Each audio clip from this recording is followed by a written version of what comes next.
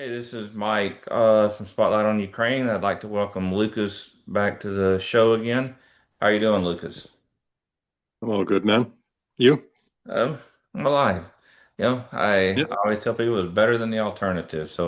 Yeah. Um, when we finished the last time we were talking about the wound that got you sent home, was there anything that you maybe thought about after we got off that you would like to go over or discuss about that injury or the procedures that I mean, could you tell people how long of a recovery process you've gone through so far, and how much longer you think you have? Yeah. So like initially, I got hit down to Dnipro for a few days, then up to Kiev for a few weeks where they really operated on me every few days or every week, something like that. Keep it clean. And then that long drive over to Germany there for just shy of a month.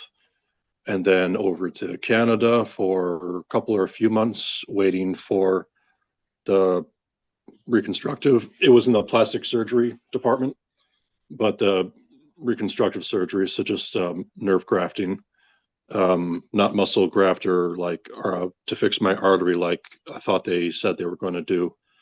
They only grafted nerve from four spots on my legs to patch my nerves in my arm, and the muscle in the artery they didn't touch. They never skin grafted it. The hole in my arm just kind of fucking healed inwards, and that was that. And then after Canada, back to Ukraine, had to do a medical commission, which took a long time because it's a very, very tedious process, tons of paperwork, lots and lots of injured soldiers at the main military hospital in Kiev. And I don't speak Ukrainian. Most of the older hospital workers there or medical workers don't speak English. So it was quite a hassle. I returned to my people, had to wait for the medical commission like report. That took 2 months. They said it would take about a month. And when I finally got word back from it after waiting 2 months, they said, oh, yeah, no, this was actually completed in 4 weeks, which was Yeah, very obviously a lie. They just lied about it and backdated it, I think, which was annoying. and this is from the Ukrainian side, Ukrainian Yeah, doctor side. yep. And so I was back with my people for a good while waiting for that. We had gone back um, east of Zaporizhia and Dnipro, and I was over there for maybe about a month in two different locations. And my guys went back out on missions, and unfortunately, 6 days we were east. Our guys went back out on the first mission. Good few of them were new guys, first time east, first time in combat, and uh, one, two, at least three of them were killed on their very first mission. Within the first week and a half, two missions, four dead. So it was a really rough time. Um, I was in this house mostly by myself, this random village for the first while, and ended up getting moved to this other little town, big village, and this kind of compound we were at. And the guys went back out, and at that time, that's when Justin and their guys went out and had a pretty rough time.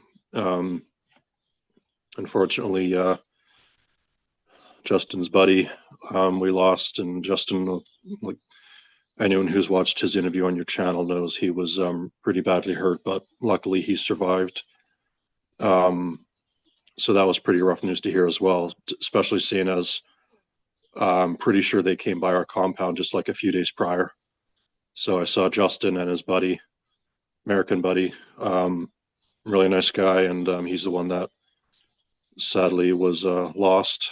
Um, and then at that compound, that's when I left for Zaporizhia to begin my disability commission, which, like medical commission was very tedious. It's for people that are like severely wounded, you'll do the disability commission, and that's another long process. And the commission office in Zaporizhia I went to, I was the very first foreigner they ever dealt with.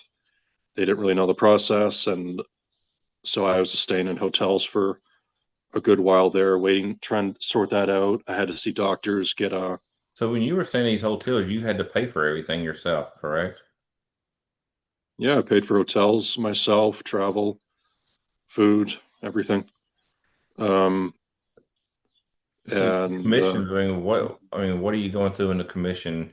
The surgery or the process of them, are they going to give you any kind of disability compensation, because of your arm? If like, if something happened to someone like that, I know our military, at least for our soldiers, they give a disability, if you have something happen to you like this. I mean, it's just, is that what this is about, or is it just medical care that they're talking about when you talk about commission? um, well, it's like determining what your situation slash injury is. So with the disability commission, it's again a long, tedious process, lots of paperwork.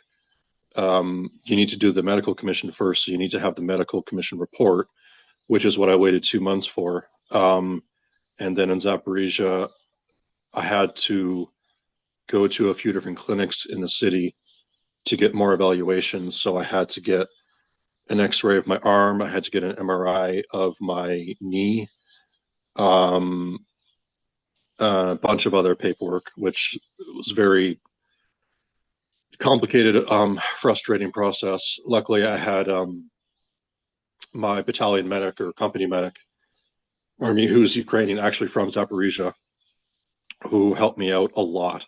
Without her help, I would have been screwed because I didn't even know like a lot of the stuff that I even had to do because I had never been told. I didn't know the stuff I was even entitled to, and so on. Um, with my knee and the MRI, they saw that the tissue underneath my kneecap is actually damaged and I need surgery for it apparently. And in my arm, there's still fragments, I think metal fragments from the shrapnel. So that's still in there now. Um, and then it was, stuff with getting medicine I needed and so on. Um, and then another painful thing is the medical commission report I had. They said there was a problem with it because when I did the medical commission, you need what's called a Form 5, which is like an after mission report about the mission that you were injured, the circumstances, um, and all that, like stating that you were wearing your body armor. So if I had gotten shot in the chest, it went right through me and I wasn't wearing my body armor, that would have been stated in the Form 5 because that'd be my fault for not wearing my Yeah. protective gear like I should. So that'll be in the form. My injuries will be in it, and whether or not I was fighting for the country. So it'd be like fighting for the motherland, something like that. Um, because you need that form to even do the medical commission, and then you need the medical commission report to do the disability commission. It was all messed up because that form was messed up by whatever doctor saw me when I just got off my mission. Um, it didn't mention I was injured while fighting for the motherland.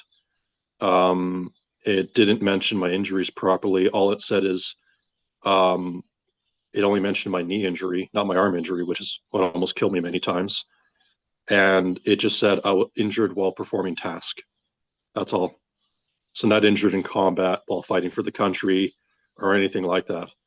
So because that Form 5, because that was tainted and that was needed for the medical commission, and then that tied into their report, which I needed for the disability commission, the medical commission report was tainted because of that Form 5 and whatever doctor did that.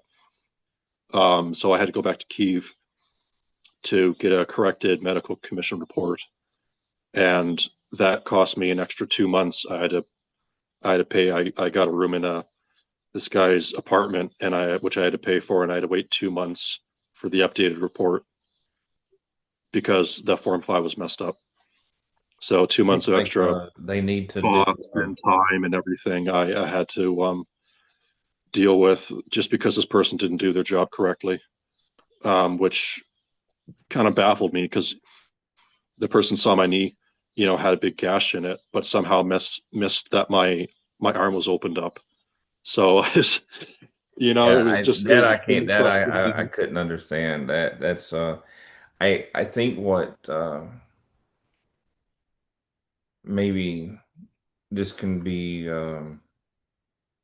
I don't know how long this war will last, but I will talk to you at the end of the video about some things concerning this that but I do think that maybe some of your friends who've been injured and have gone home, like yourself, or even those like Justin who have gone back irregardless of their injuries, um, there needs to be something that if Ukraine is willing and needing foreign soldiers to help them, because without the foreign soldiers, I think they would be in a much worse situation.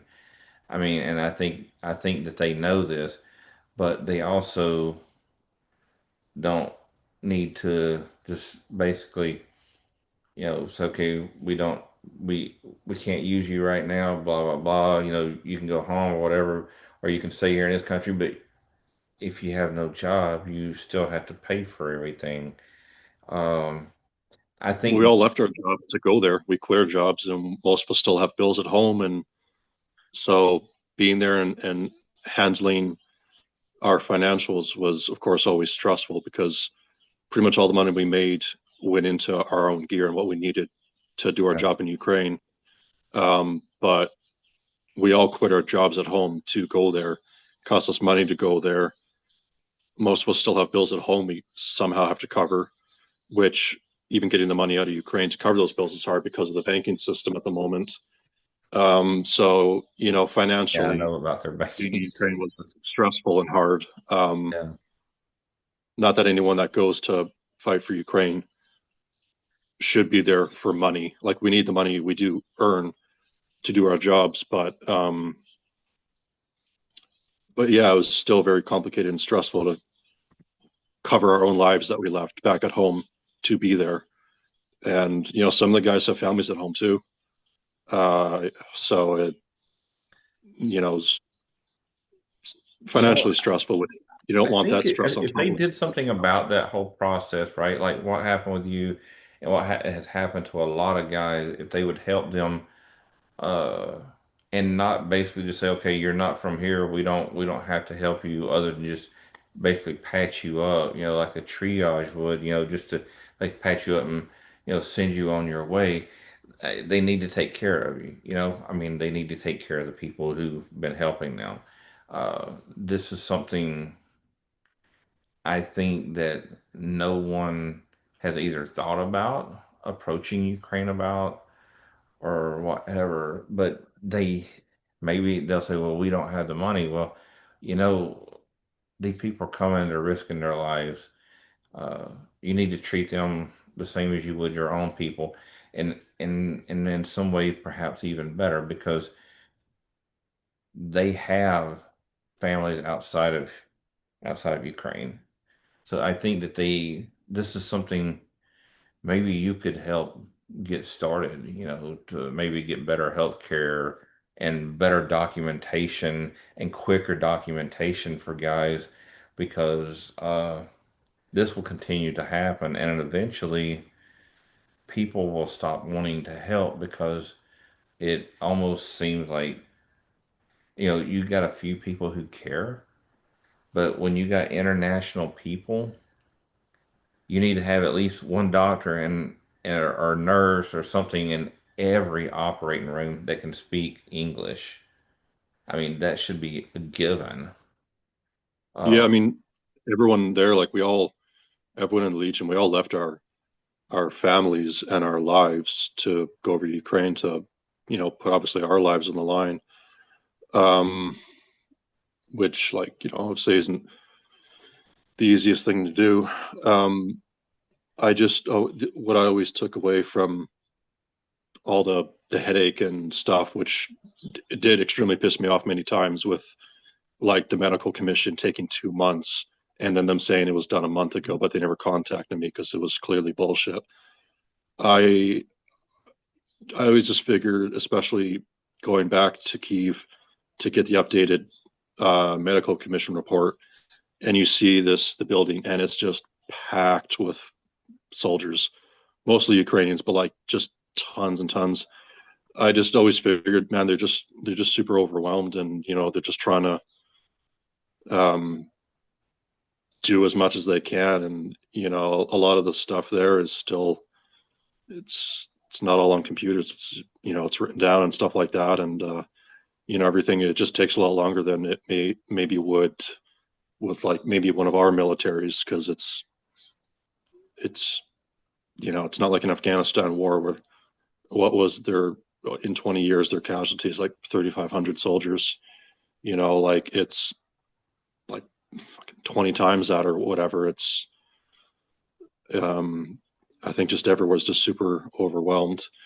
They did after I finally uh completed the disability commission, they did move me over to Kharkiv to a place to get care, physio, and stuff like that.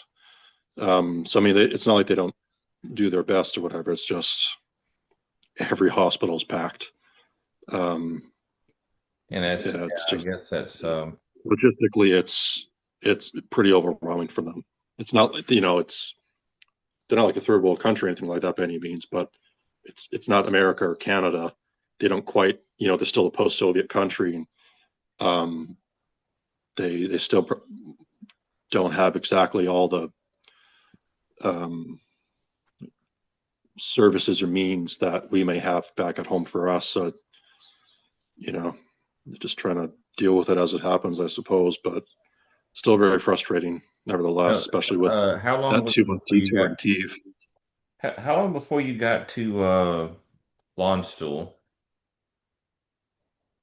How long was it before from injury occurrence? How long was it before you got to Landstuhl Hospital in Germany? Roughly a month, I'd say. So A few days into Dnipro, roughly 3 weeks, maybe a tiny bit more in Kiev before I got in contact with my squad commander's sister at Landstuhl and got that approved. So about roughly a month. Then I got the drive over there.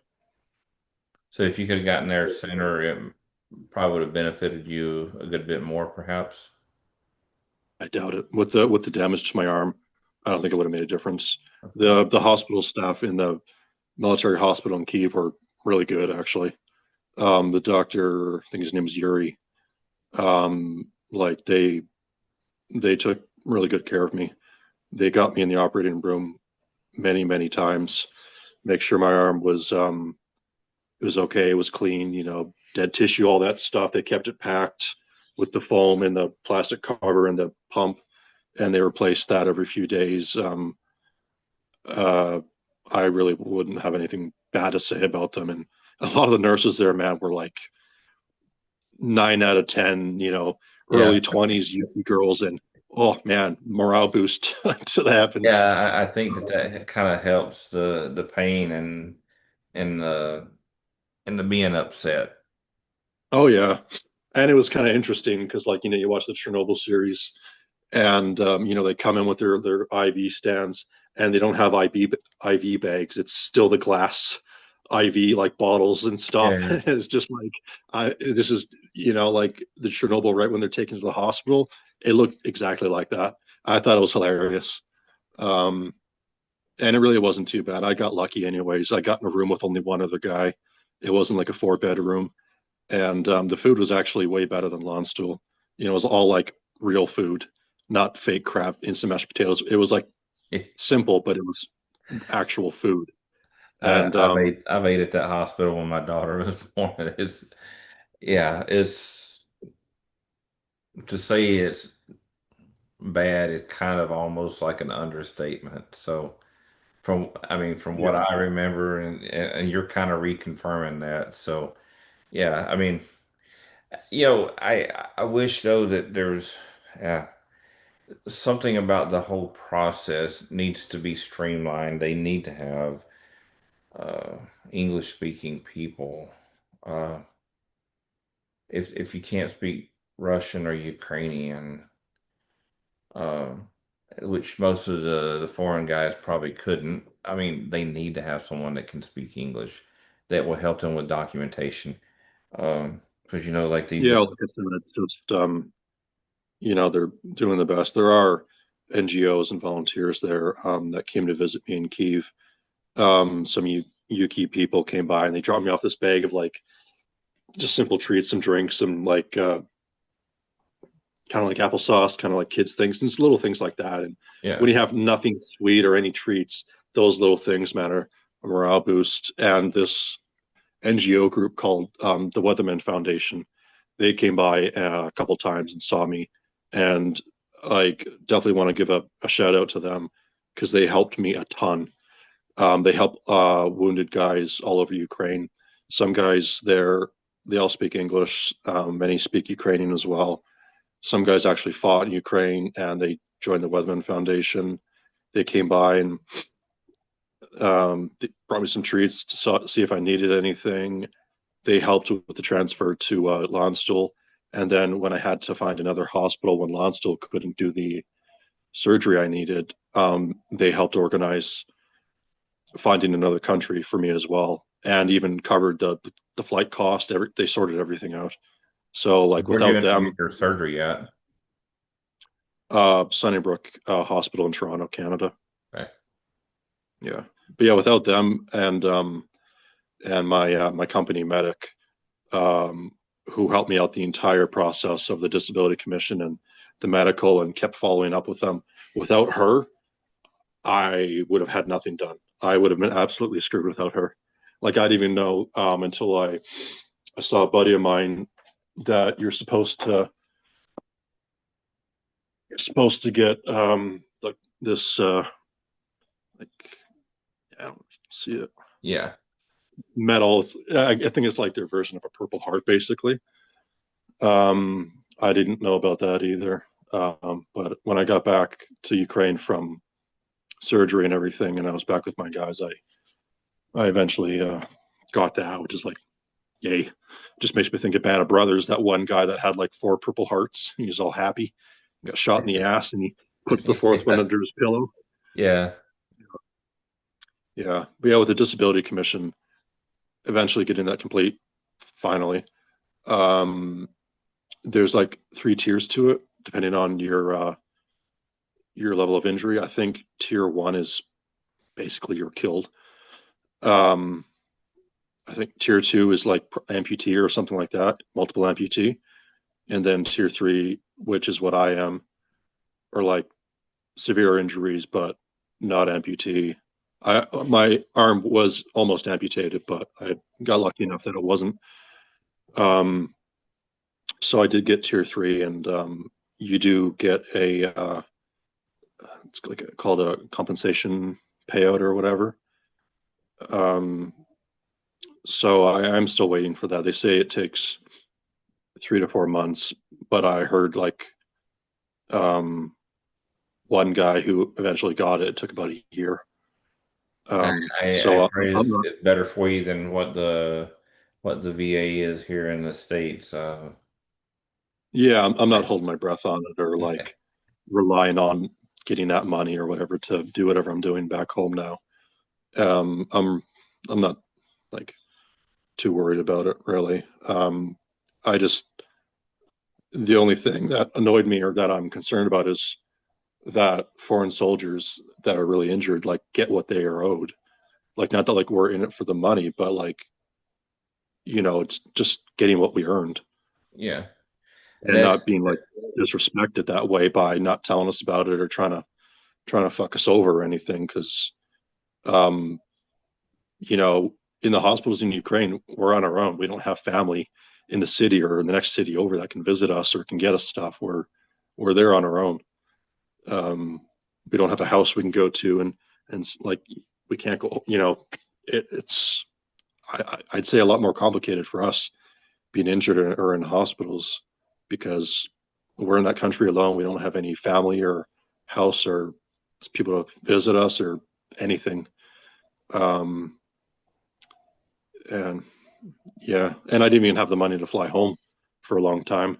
So like I just had to stay in the hospitals and the whole process between hospitals and being back with my guys waiting for medical stuff. It was about 15 months.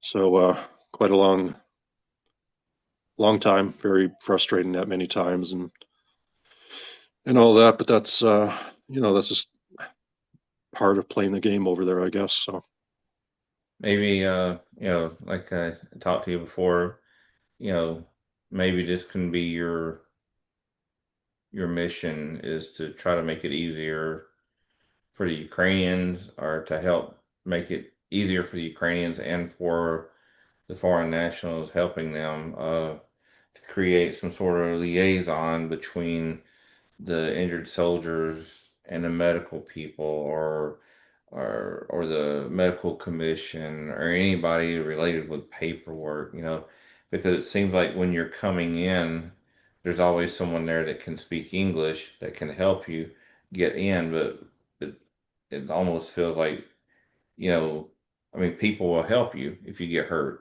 Uh, but when it comes to documenting things and trying to get things taken care of, you know, documents are actually quite important.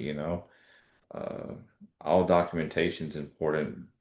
Um, I mean, getting life taken care of and, the issue taken care of is important, but at the same time, to document it for these people is very important and to not tell people on purpose about something that can benefit them to me is like a crime, but sometimes maybe it's a crime that someone's committing that they really just are not aware of. So, yeah, I wouldn't say like it's necessarily intentional or anything. A lot of the stuff for a lot of them, like the people that I did the disability commission with in Zaporizhia, me being the first foreigner, I think it's not that it's necessarily malicious or intentional. It's just largely a new process for a lot of them, and they're just uh, trying to do as much as they can. Like there are again a lot of groups that come and help foreigners, and all the medical people after my initial injury in Dnipro and in Kiev especially, there were so many medical people that helped me. Ambulance crew from the medical train that took me up to Kiev, people on the train, people in the hospitals. Um, that whole thing gave me like a really like good feeling because there were so many people that had my back and all super nice. Like um, I really had a lot of respect for how many people helped me out. Um, and again, Yuri, the doctor at military hospital, he was fucking chill. He ended up getting me. I'll see if I can find it. He got me a shirt right before I transferred to Lonsdale. One second.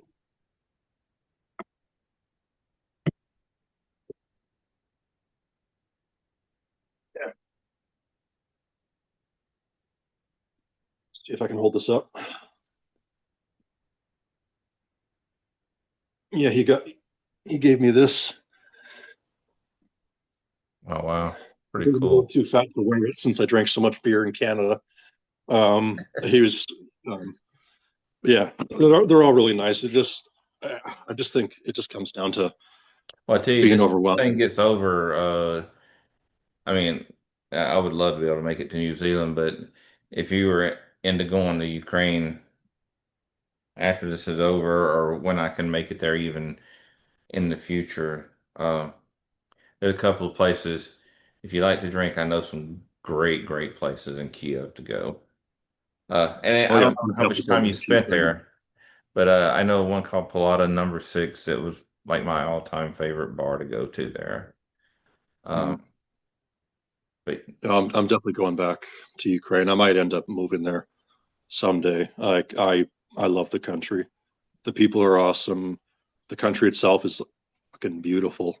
Having been across back and forth across the whole country many times, um, I really love it there.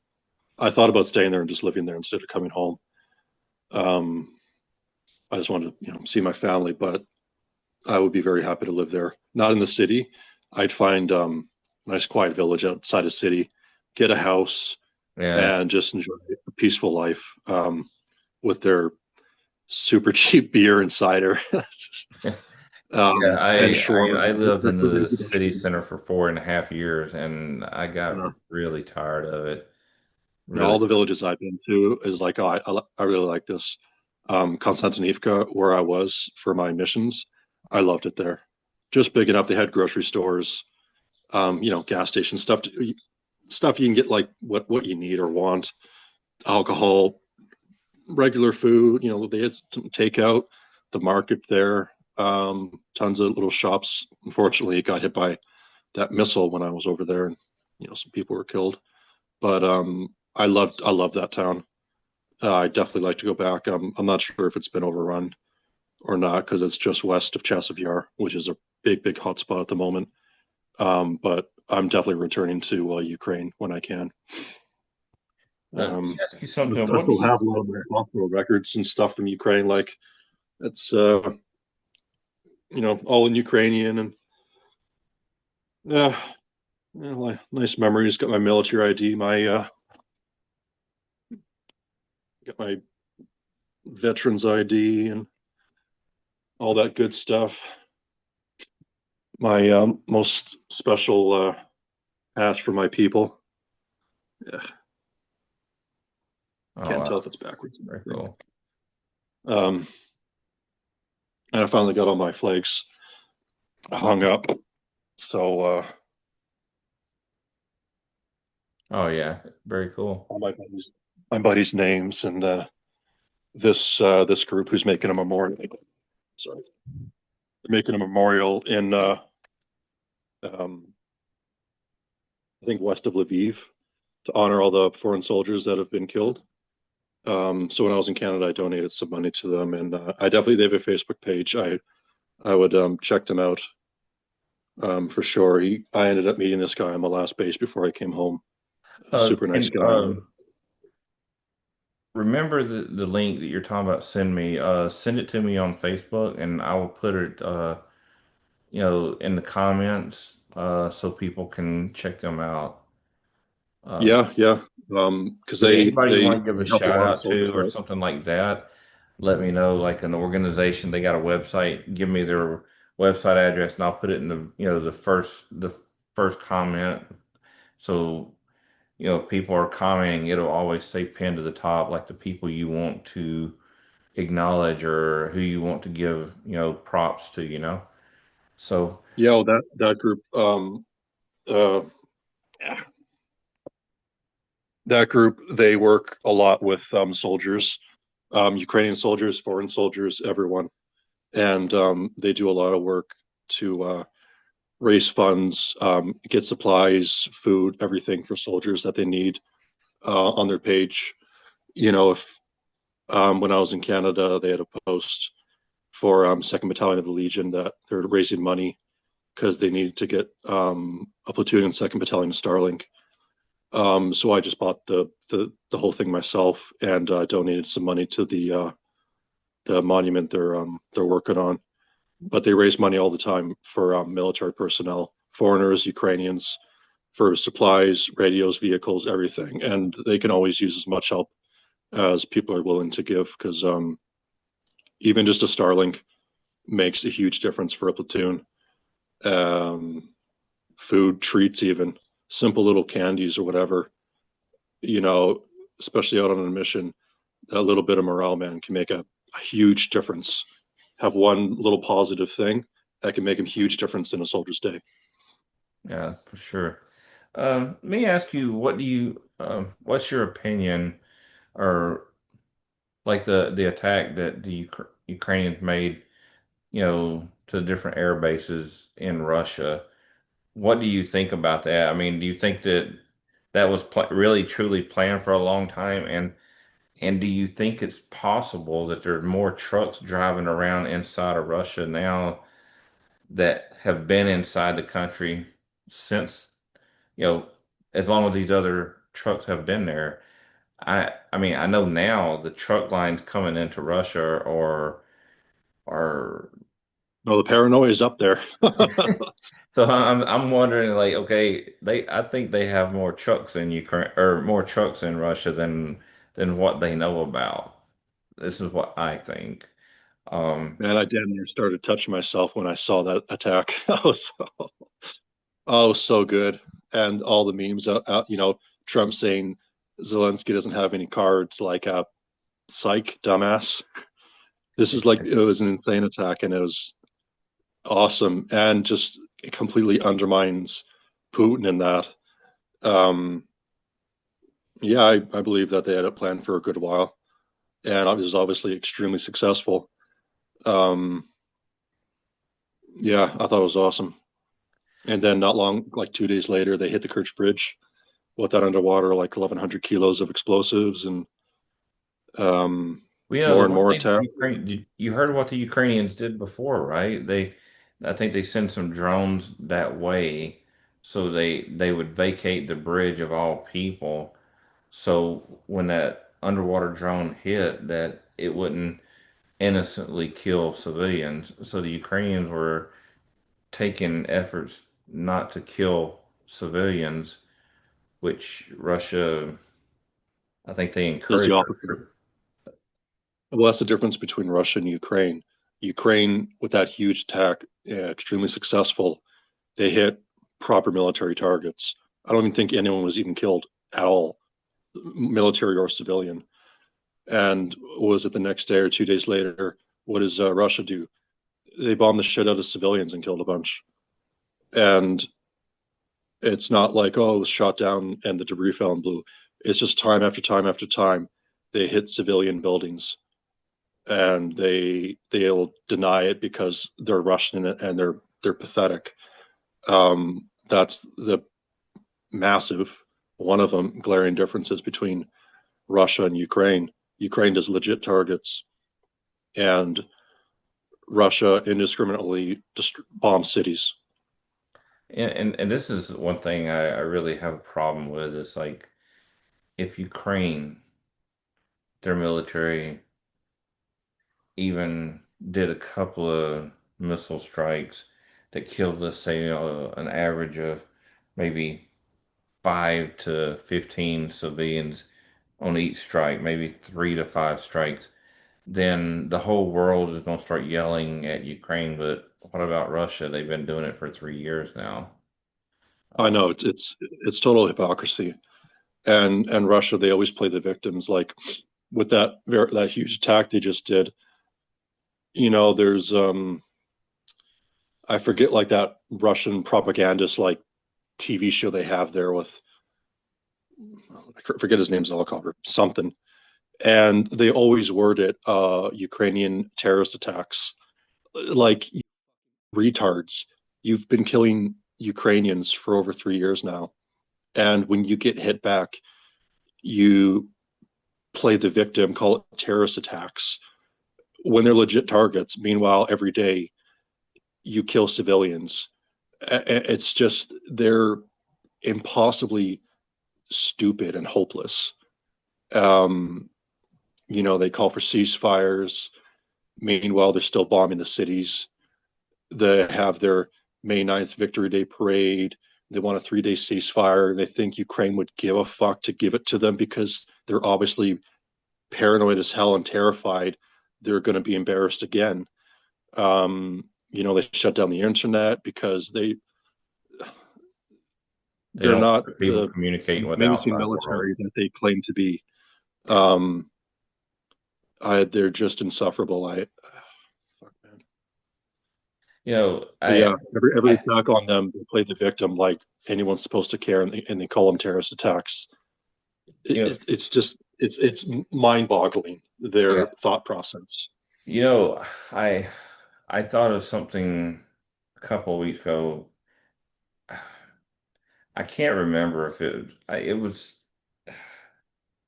I want to say it was after I talked to you the first time. Um, I had this really cool idea, um, or thought, shall I say, that I thought it would be wonderful if Ukraine would use some of those drones, perhaps that they may have in Russia, to bomb or to hit the place where Lenin is resting at today. They have kept this man body preserved immaculately and like it's Sorry, what what'd you say? sorry, who did you say? Lenin. Lenin's body is Oh, preserved uh better than most alive humans.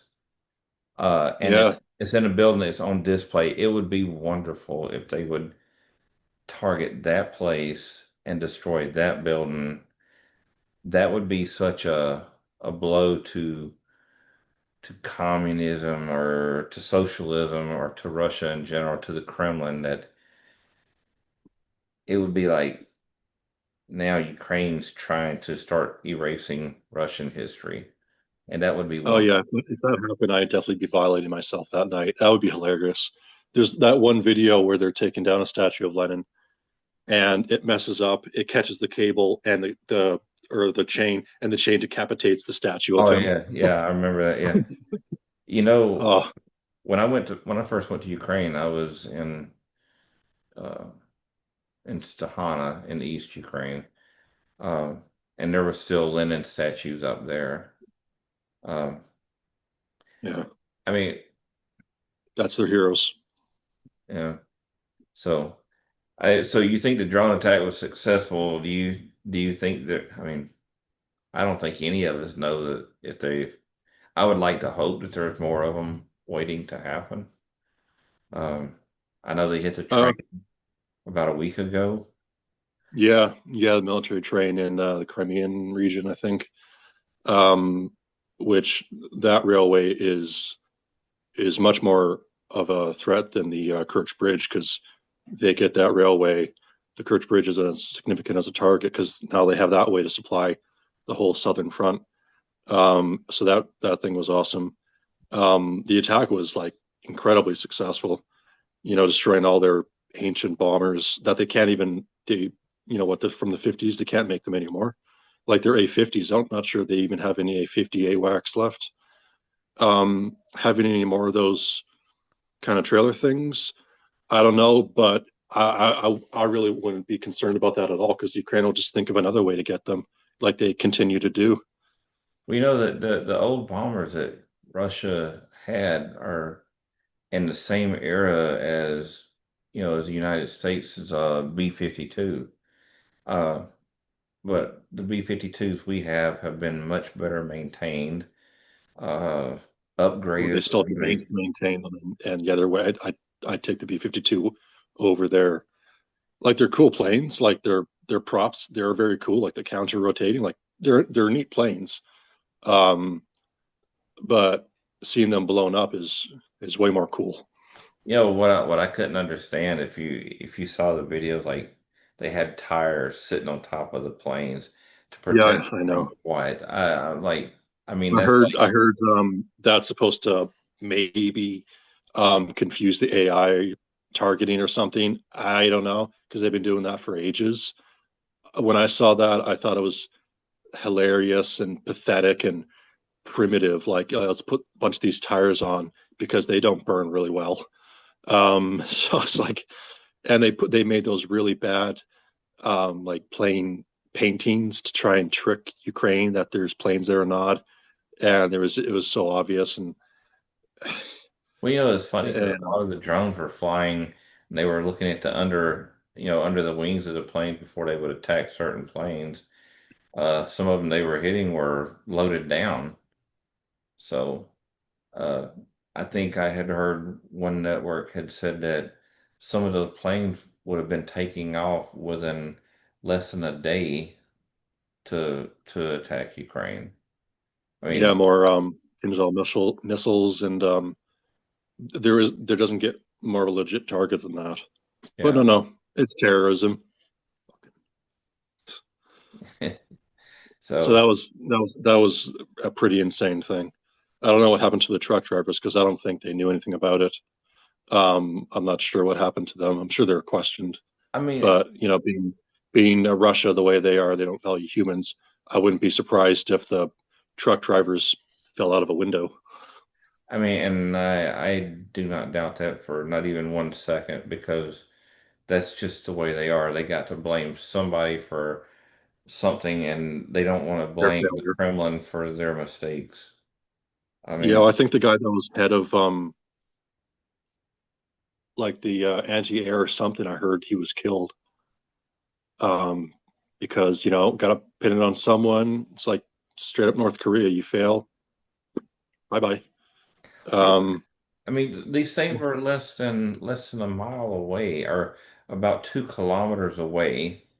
These trucks, and then when they would open up and these drones would start popping out like flies. I thought that was a beautiful sight. It looked like to me like some of them were flying around with like a brick of C4 underneath them or something, and I think, oh yeah, this is I'm gonna not be, sure what the charger was. I was curious about that, but yeah. And that one video of the drone flying over the one plane burning, approaching yeah, another right as the wing blows up and it drops. Mwah, beautiful. Loved it. yeah. I hope they do it again. It's yeah. I think that they thought about this before, and that's why I really believe there are more trucks out there. Um, Hope so. I They'll mean figure I, something I've else out. lived I've lived only one place in Russia, and that was in the middle of Siberia. So, and I was there for 6 months. There are potential targets in Siberia that could be crippling to Moscow if they would hit them. But it would be really difficult to get to, I think, unless they had trucks with drones. Um, There's this channel. See if I can find it on my tablet. That's really good. It's a guy that covers the Russia-Ukrainian war, um, but he buys satellite images of all their military vehicle dumps or whatever, and he counts every single vehicle and what type it is to see like their tank storage, their BTR BMP storage, like how much their numbers are going down, and it showing that they're running out of all the armored vehicles and they don't produce enough fast enough to replace how many are being destroyed. Um, oh God, I gotta find it because it's a really good channel. He like in depth counts every single one in these storage sites and updates it to show like this 2023 there was 200 whatever BMP ones, whatever BMP two, so on, and then what it is in 2024 and 2025, and you see how much the numbers are down, and all that's left in these storage facilities are like at best vehicles to scrap parts from, if that. And it just shows how desperate they are. Like all the T80s are gone, so that tells you something. If you see all the T72s are gone, that tells you something. And you see that there's T60s missing, and if they're that still really tells using you how T60s, how desperate they are. T60s are from like Vietnam War era. I mean, Yeah, and there's already been some of those. The channel's called Such Omimus, Suchomimus. I would really check out their channel because he does now, is like this a extremely Telegram in depth. channel? No, it's YouTube. He extremely in depth. He's even made 3D models of these storage facilities and showing each type of vehicle, what their numbers are, what they were, and what that tells you about what Russia's capabilities are for armored vehicles on the front line, how fast they're Can going.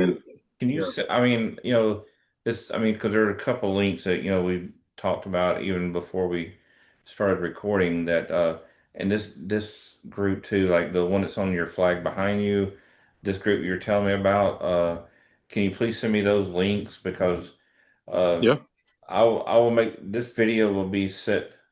I'm probably going to still set it to go on Saturday morning, my local time. Um, I may go to Friday evening. I need to try to, I guess I need to do a little research and see what's going to be the best time.